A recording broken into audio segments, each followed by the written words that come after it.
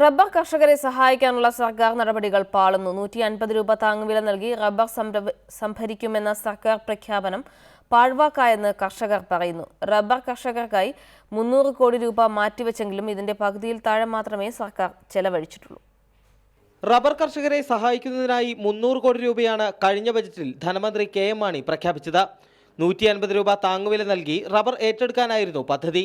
കഴിഞ്ഞ ഓഗസ്റ്റ് 26-ന് പദ്ധതിയുടെ ഉദ്ഘാടനവും നടന്നു.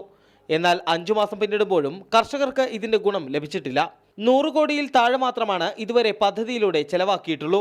റബ്ബർ സൊസൈറ്റികളുടെയും മറ്റും തലപ്പത്തുള്ള കേരള കോൺഗ്രസ് നേതാക്കൾ തന്നെ ഇത് സമ്മതിക്കുന്നു. അപ്പോൾ നമ്മൾ ഇനി കേന്ദ്ര ഗവൺമെന്റിന് മുൻപിൽ ഒരു പ്രോജക്റ്റ് കൊടുത്താൽ അവരെന്താ പറയുക? നിങ്ങൾ 300 കോടി രൂപയുടെ ഒരു സ്പെഷ്യൽ പാക്കേജ് ഉണ്ടാക്കിയിട്ട് അത് ഇതുവരെയും വിതരണം ചെയ്യാനായിട്ട് കഴിഞ്ഞില്ലല്ലോ. പിന്നെ ഇനി എന്തിനാണ് കേന്ദ്രത്തിൽ നിന്ന് പണം എന്ന് ന്യായമായിട്ടും അവർ തടസ്സവാദം ഉന്നയിക്കും എന്ന കാര്യത്തിന് സംശയമില്ല. സബ്സിഡി നൽകേണ്ട കർഷകരെ നിശ്ചയിക്കേണ്ട റബ്ബർ ബോർഡിന്റെ കെടുകാര്യസ്ഥതയും സ്ഥിതി ഗുരുതരമാക്കി. റബ്ബർ ബോർഡിന് ചെയർമാൻ പോലുമില്ലെന്നതും ഇതോടൊപ്പം ചേർത്ത് വായിക്കേണ്ടതാണ്. 10.5 ലക്ഷത്തോളം കർഷകരിൽ 3 ലക്ഷം പേർ മാത്രമേ പദ്ധതിയിൽ പേര് രജിസ്റ്റർ ചെയ്തിട്ടുള്ളൂ.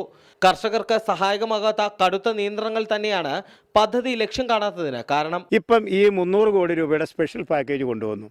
എന്താ നിബന്ധനകൾ?